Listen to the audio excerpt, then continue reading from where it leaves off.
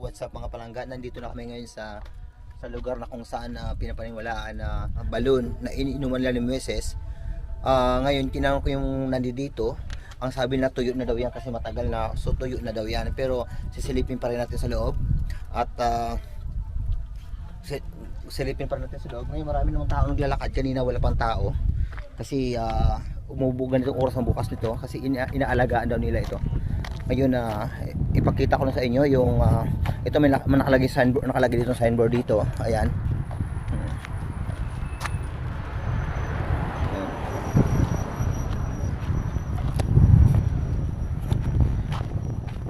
Ano nga tong lugar, boy? Lugar dito, ano nga tong lugar na to? Albada. Ha? Albada. Albada.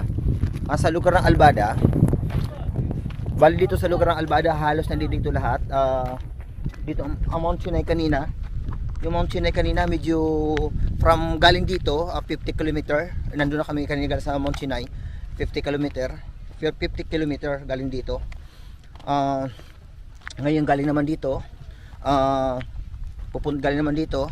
Pupunta naman kami doon sa sinasabi ko kanina na cave na kung saan, sa cave na kung saan doon paniniwalaan na linibing sila ni Jethro at ang kanyang angkan. At yung angkan ng ating mga propeta doon linibing.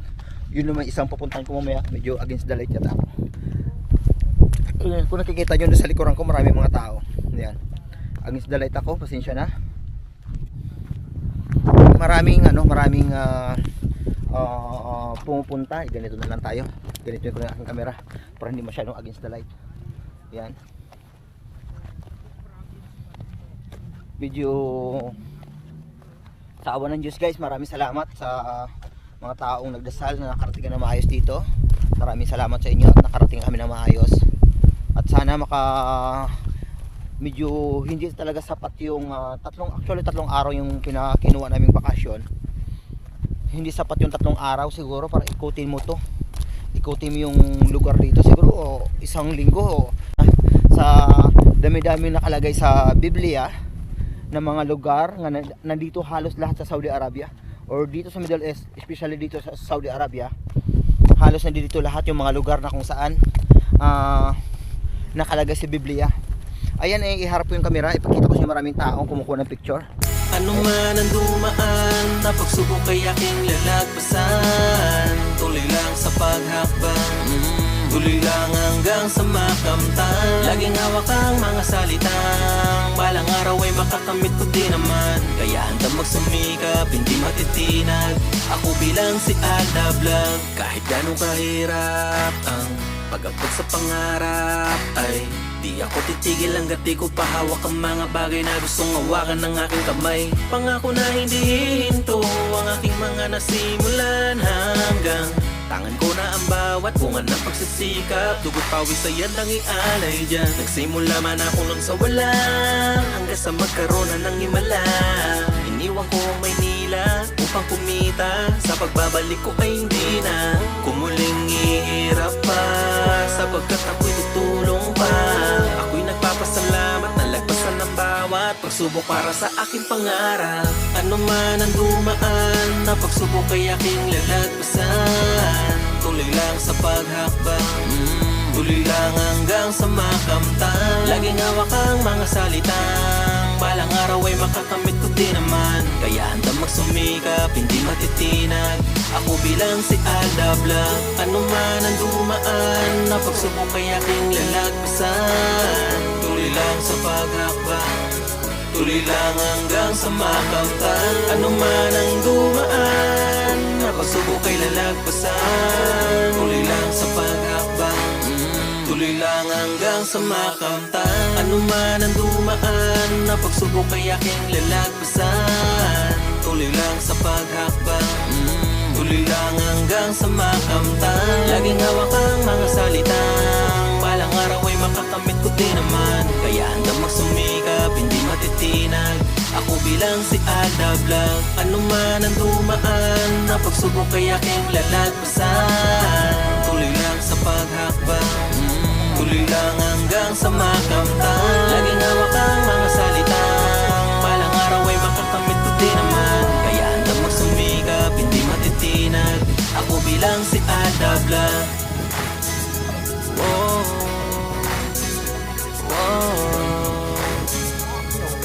Isa-rik. Ako bilang si Ada Vlog. Yeah. Aywa? هو 2 بنت. Aha, itim bint, okay? ايوه قران فيك 2 بنت يبغى مويه. Aywa? بعدين شعيب بن الاسلام. اه. شعيب هذا في هنا شعيب. Aywa? ويجي هناك. اه. بعدين هذا بنت تروح هناك. Aha. عشان هذا نفر جست. ايوه. ويشيل مويه بعدين يرجع هنا. اه. بعدين قال له بابا في يجي واحد نفر كويس اخلاق 100 Ah. بعدين مسلمين قول له في واحد قول تعال. اه. بعدين شعيب بن الاسلام روح عنده بعدين زواج هذا 2 Aywa? خلاص كذا طاير.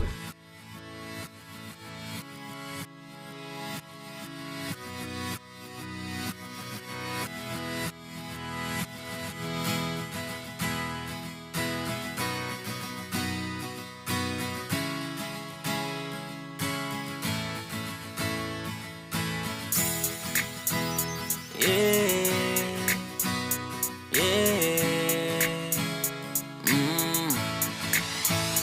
Buhay ko ay para bang isang pelikula. Tanging ako lang ang bida kaya nandito pa. Sa kabundukan ng probinsya nag-umpisa. Di nakapagtapos ng pag-aaral dahil kulang sa matrikula. Tumungtong sa Maynila, nagbabaka sakali na doon ko makita kaginhawaan na inaasam ko na tila. Pinaghirapan ko na halos ayaw masira. Ba't ang pagkakataon ay labis na mailap. Sa mundong mapaglaro, madalas ay taghirap. Di na nag-atubili, bagkos ay nag-isip ng paraan. Nangarap mang ibang bansa, baka doon matagpuan. Tawirin ang dapat tawirin, upang sa pagbalik ko sa Pinas ang buhay ko'y magbago rin. Matagal na panahon at mga taong lilipas, alang-alang sa mga pamilya ko sa Pilipinas. Ano man ang dumaan, na pagsubok ay aking lalagpasan. Tuloy lang sa paghakbang, tuloy lang hanggang sa makamtan. Laging hawak ang mga salitang balang araw ay makakamit ko din naman. Kaya handang magsumikap, hindi matitinag. Ako bilang si Ada Vlog. Kahit gano'ng kahirap ang pag-abot sa pangarap, ay di ako titigil hanggat di ko pahawak ang mga bagay na gustong hawakan ng aking kamay. Pangako na hindi hihinto ang aking mga nasimulan hanggang Ayan po, ako muli nagpapasalamat sa ating Panginoon na kung saan nakarating po kami ng maayos dito, at pasalamat sa Panginoon siyempre nga kung saan sinagot po yung aking dasal na sana makarating kami ng maayos dito, mapayapa. Kaya nagpapasalamat po ako. Kung tutusin itong balon na ito, hindi po ito kasama sa mga plano ko na pupuntahan. Kasi ang pupuntahan lang talaga namin yun ang bundok na Moses or yung the Mountain of God, at saka yung cave na libingan nila ni Jethro. Yun lang talaga yung aking binabalak na pupuntahan, at saka yung isang ilog na kung saan yung dinaanan nila ni Moses nung nanggaling sila sa Ehipto. Kaso nga lang, nung nandito na nga kami at may nakausap kami na isang Pilipino at tinuro niya nga ito, at hindi ko rin akalain na yung balon na ito ay dito pala ito matatagpuan din dito sa lugar ng Albada. Halos ang lahat nga nakalagay sa Biblia, hindi mahalos or karamihan sa pagtawid nila ni Moises galing from Ehipto, dito kasi talaga ang dito sila pumunta, kaya halos lahat nandito sa Albada. Ngayon ito kasing istorya ng balon na ito, ito yung balon na ito yung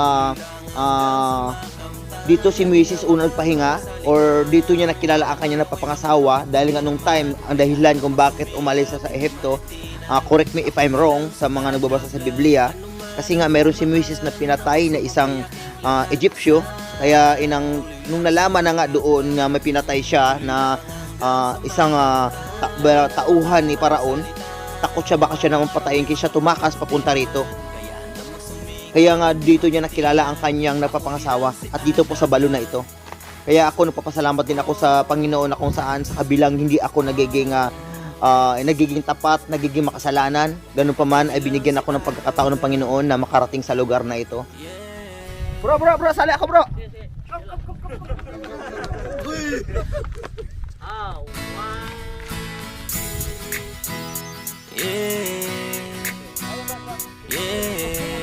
Sokran. Yan, buhay ko ay parang isang pelikula. Tanging ako lang ang bida kaya nandito pa. Sa kabundukan ng probinsya nag-umpisa. Di nakapagtapos ng pag-aaral dahil kulang sa matrikula. tumungtong sa Maynila. Nagbabakas sakali na doon ko makita. Kaginhawaan na inalasan ko na tila. Pinaghirapan ko na halos ayaw masira. Ba't ang pagkakataon ay labis na mailap. Sa mundong mapaglaro, madalas ay taghirap. Di na nagpapilibag ko sa'y nag-isip ng paraan. Nangarap mangibang sa doon matagpuan. Tawirin ang dapat tawirin. Ana Sagir. Ayo, Ana Sagir. Ano man ang dumaan na pagsubok ay aking lalagpasan. Tuloy lang sa paghakbang, tuloy lang hanggang sa makamtan. Laging hawak ang mga salitang balang araw ay makakamit ko din naman. Kaya hanggang magsumikap, hindi matitinan. Ang bilang sa hadlag, kahit gano'ng kahirap ang ay, di ako titigil hanggang di ko pangawak ang mga bagay na gustong hawakan. Mga kamay, pangako na hindi hihinto ang aking mga nasimulan. Hanggang tangan ko na ang bawat bunga ng pagsisikap. Ang biniyahin namin para makarating lang dito dahil malayo na ito sa Jeddah. Yung guys, maraming salamat sa inyo. Maraming salamat sa inyo. Gaya ng sinabi ko, na hindi ako gumawa ng video ito para sumikat. Gawa kong video na ito para sa sarili ko. Para ito sa sarili ko. Ngayon kung sino man sa inyo gusto gumamit ng video ito at kagaya ng sinabi ko sa iba kong mga video na kung saan pinapahintulutan ko ang mga vlogger na kumuha or gumamit sa mga video i-upload ko sa channel ko. Dahil alam ko naman hindi ito basta marating kagaya ng mga ibang mga Christian na sa Pilipinas o ibang mga kahit dito sa Saudi Arabia din napakahirap marating ang lugar na ito. Ngayon pinapahintulutan ko kung sino man na gumamit ang mga video na i-upload ko para naman na hindi man ito mag-viral sa akin at kung mag-viral sa inyo okay, pero sa akin hindi ko naman kailangan mag-viral ito para pagkakakitaan. Hindi ko ito ginawa ang video ito para pagkakakitaan ko. Ginawa ang video ito para sa sarili ko. Kaya mga palangga, maraming salamat sa inyo. At oo nga pala, ako pala ay muling hingi sa inyo ng suporta dahil nagkakaproblema yung YouTube channel ko, yung Alda TV at yung Super Noy TV, yun po yung magiging bagong pangalan ng channel ko.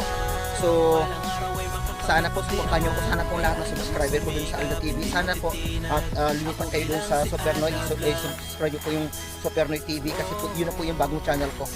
Kasi baka po yung Alda TV ay patuluyan ng mawala. Guys, maraming salamat sa inyo at maraming salamat sa panonood nyo. Maraming salamat sa inyo. Okay guys, love you guys, bye. Thank you.